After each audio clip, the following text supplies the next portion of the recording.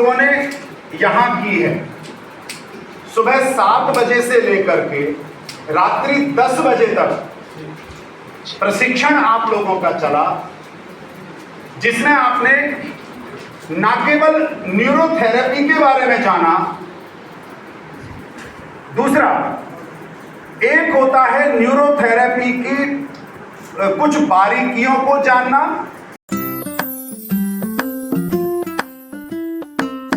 स्थापित होगा, इसको कोई डिनाई नहीं कर सकता, क्योंकि इसमें दम है। भारत सरकार ने इसको अप्रूव किया है, विश्वविद्यालय ने इसकी क्वालिटी को देख करके मान्यता दी है।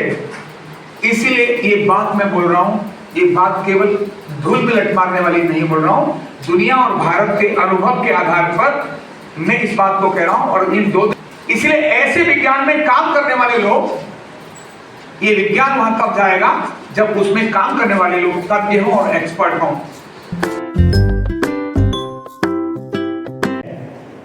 एक ऑर्गेनिक यूनिट है, तो बगल वाले कमरे में कुछ खटपट होगी तो उसकी आहट पड़ोस वाले कमरे में आएगी।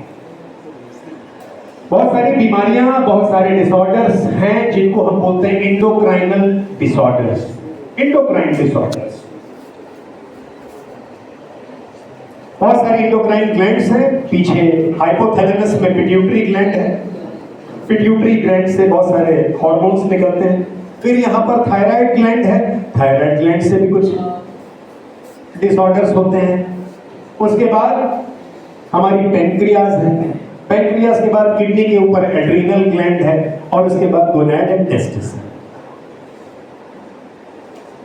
इन सभी ग्लैंड्स के हाइपर और हाइपोसिक्रीशन से समस्याएं होती हैं।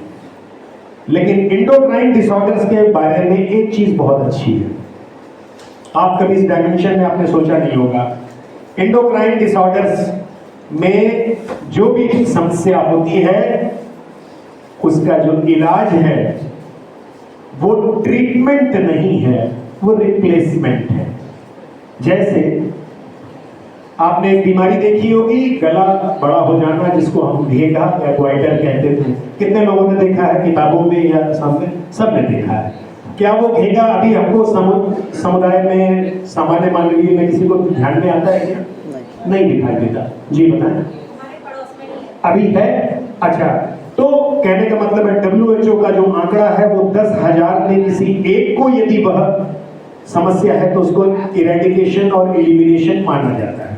लेकिन आमतौर से अब नहीं दिखाई देता।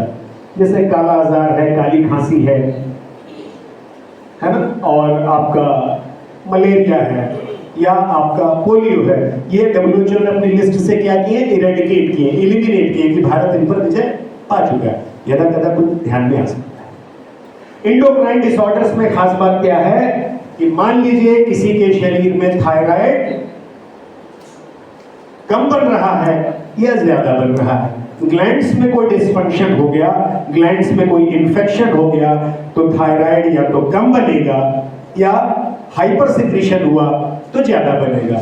कोई भी चीज मेडिकल साइंस में हाइपो मतलब कम, और मैं मानता हूं आरोग्य पीठ में आप यहां जितने भी लोग हैं वो सभी आरोग्य पीठ के एम्बेसडर्स।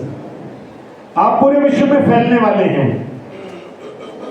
आप पूरे विश्व में फैलने वाले हैं। आपसे पूछा जाएगा आपके पास कौन सी सिद्धि है?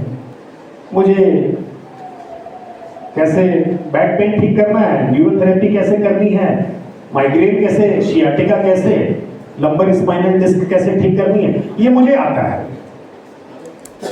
अभी भी बहुत कुछ है न्यूरोथेरेपी में जिसका क्रेडिट, जिसका यश आपको मिल सकता है। बड़ी बड़ी समस्याओं का इलाज आप ढूंढ सकते हैं। कैसे? 2 कारणों से। पहला है ऑब्जर्व, दूसरा है एब्जॉर्ब। तो पहले ऑब्जर्व करिए, फिर एब्जॉर्ब करिए। ये 2 छोटे सूत्र हैं। आयोडीन कैसे मिलाया जाए, इसके लिए बहुत सारी कोशिश हुई।